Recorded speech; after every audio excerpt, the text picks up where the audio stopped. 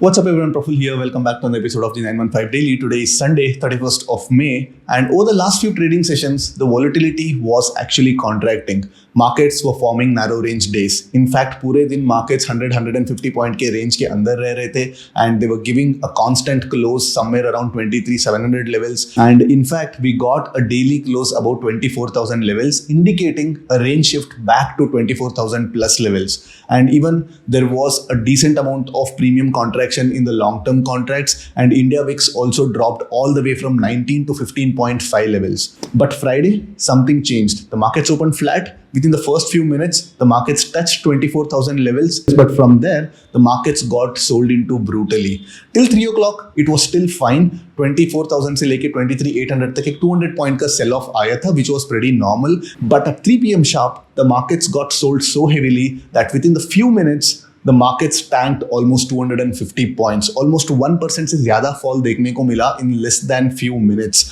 And some people attribute this fall to MSCI rebalancing. But during this fall, we also witnessed a sharp spike in India VIX by almost 8%. So सिर्फ MSCI rebalancing की वजह से ये fall होता तो India VIX में इतना ज़्यादा spike देखने को नहीं मिलता. And considering yesterday's numbers, FIIs have now sold almost 3 lakh crore rupees worth of Indian equities in the first 5 months of 2026. So this is probably the highest FII outflow. So in order to prevent FII outflow and boost the capital markets, rumor has it that the FM is actually trying to revamp the LTCG and STCG to actually boost the capital formation in the Indian equity space. So we don't know how much of it is true or how much of it is hoax, but let's hope we get some sort of progressive rules helping capital formation in the Indian markets. So tomorrow is again a Monday, 1 DT ahead of Nifty's weekly expiry. So walls बिल्कुल नहीं गिरे because 270 के आसपास straddle open हुआ था Friday के दिन,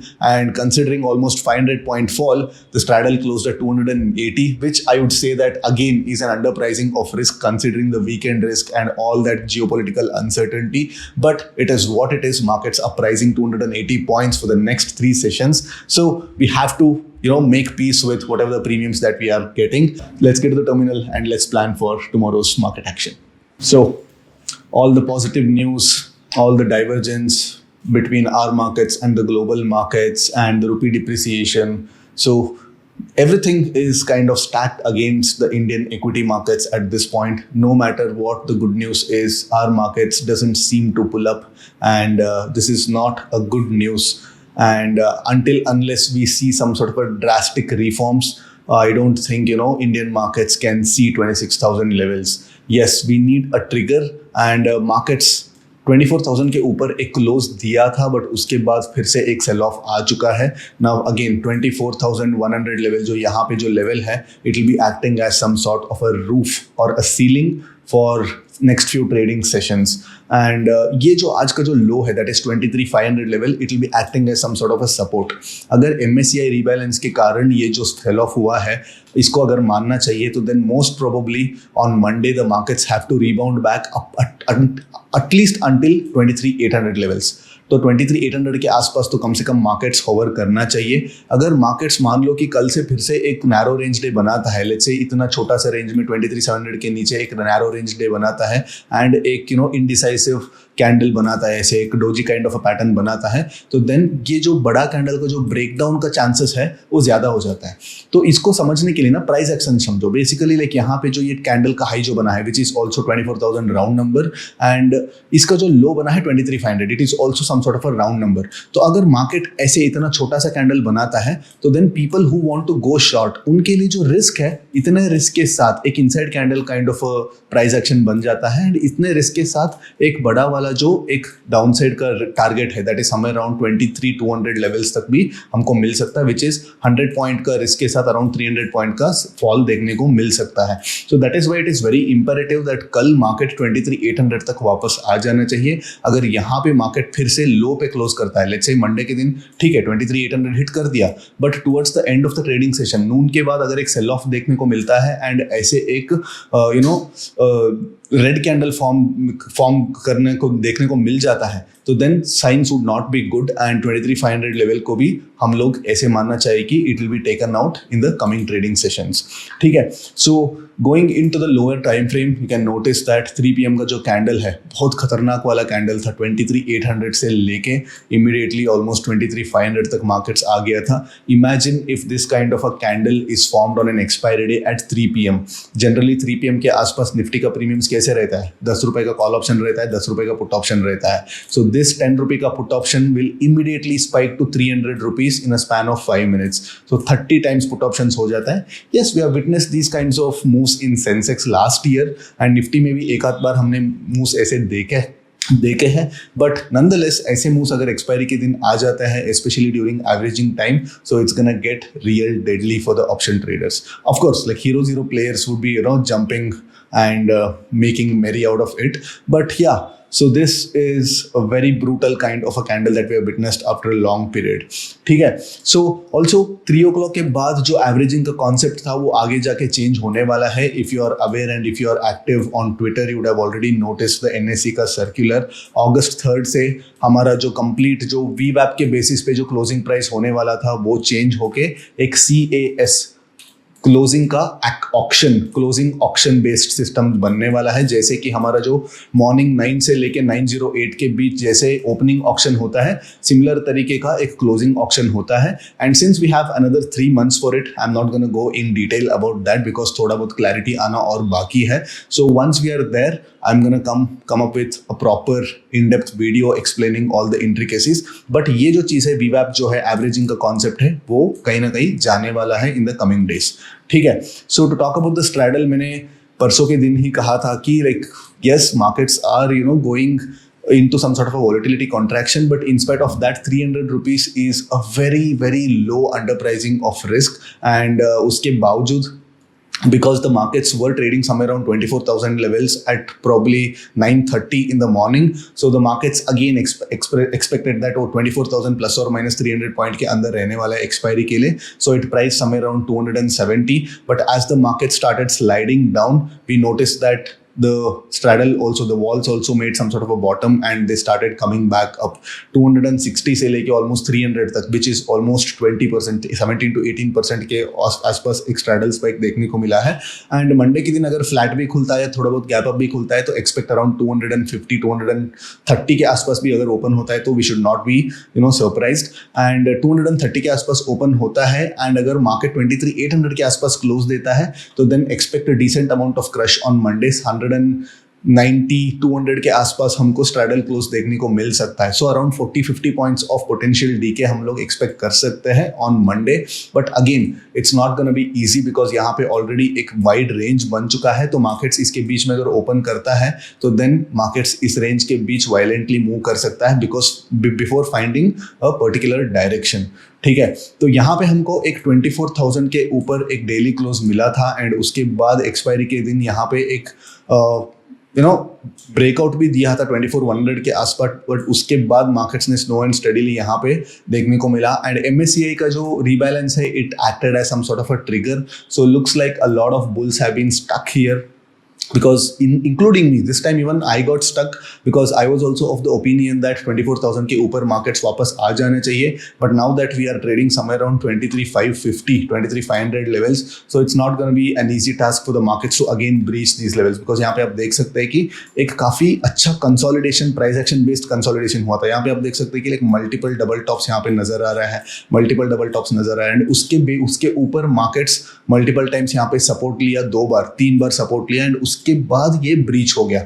सो markets को ऊपर क्लोज करने के लिए फर्स्ट थिंग इज 23,800 के ऊपर एक डेली क्लोज मिलना चाहिए. एंड देन ये जो रेजिस्टेंस है 1 2 3 ये ट्रिपल टॉप जो बना है ये रेजिस्टेंस के ऊपर मार्केट्स को आना चाहिए.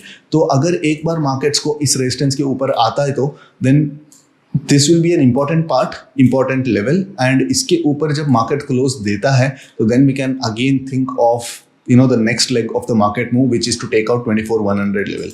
ठीक है, तो यहाँ पे ब्रेकआउट ट्रेड्स हमको नहीं लेना चाहिए, यहाँ पे रीटेस्ट वाला ट्रेड्स को ही लेना पड़ेगा बिकॉज मार्केट्स आ रहा है 23,500 से. तो 300 points in a contracting volatility regime अगर मूव करता है तो जनरली वहाँ पे मार्केट मीन रिवर्टिंग हो जाती है, ना कि एक फॉलो अप मूव हमको मिल सकता है.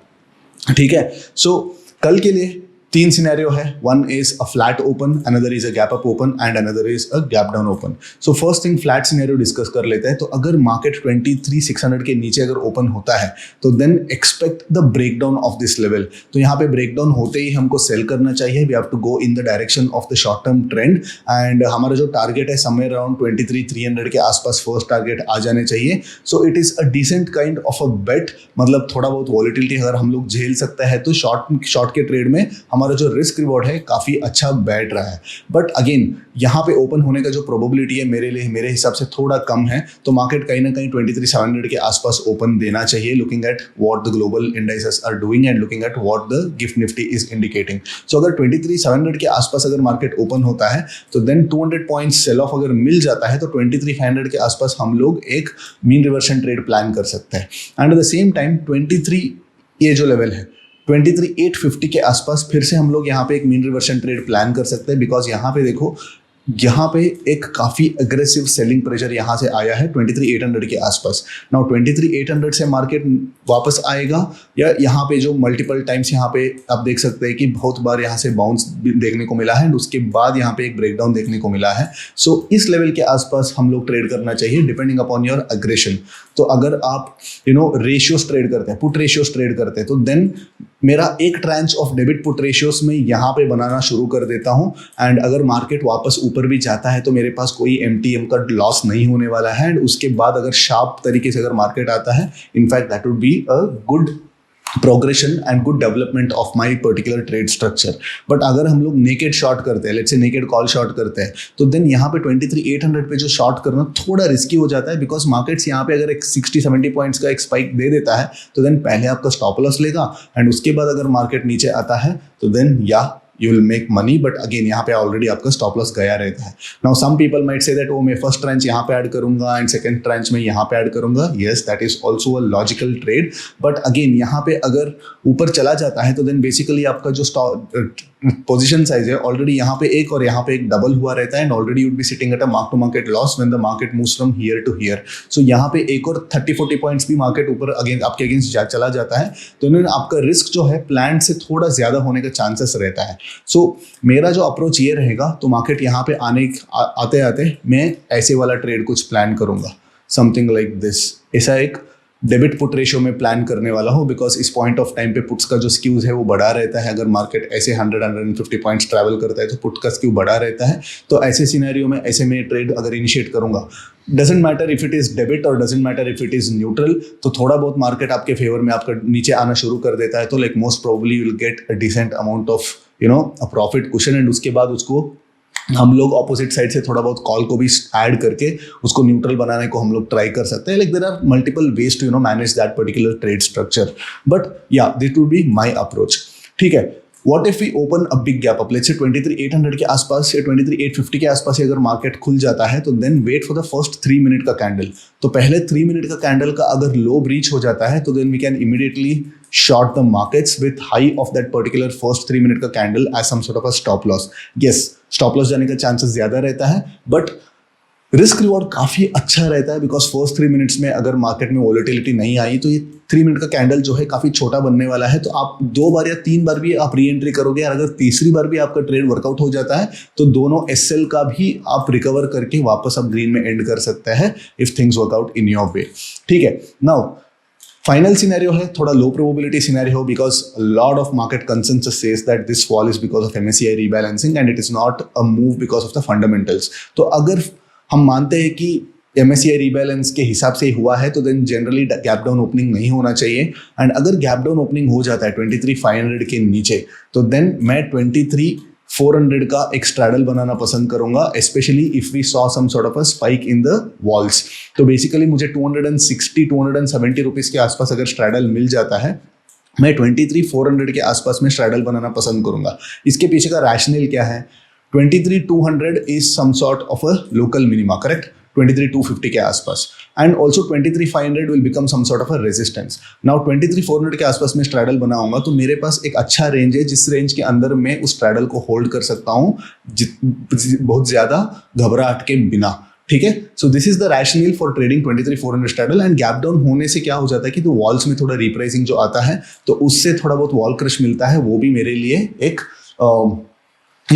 एक मेरे लिए प्लस पॉइंट है, ठीक है। ये 3 सिनेरियो के लिए मैं कल प्लान करने वाला हूँ। So tomorrow avoid trading OTMs, because OTMs पे स्क्यू बढ़ने का जो चांसेस है वो थोड़ा ज्यादा है। एंड अगर मार्केट 23,500 के नीचे क्लोज कर देता है तो then expect markets going into the expiry week with a lot of anxiety. तो अगर एंग्जाइटी के साथ अगर मार्केट्स जाता है तो देन आपका डायरेक्शन राइट होने के बावजूद भी आपके पास कोई प्रॉफिट कुशन नहीं रहेगा, बिकॉज ओटीएम्स जो है वो डीके करना बंद कर देता है, ठीक है। So these are the plan of action for tomorrow's market action. I will see you again after tomorrow's market. Till then, take care. Bye-bye.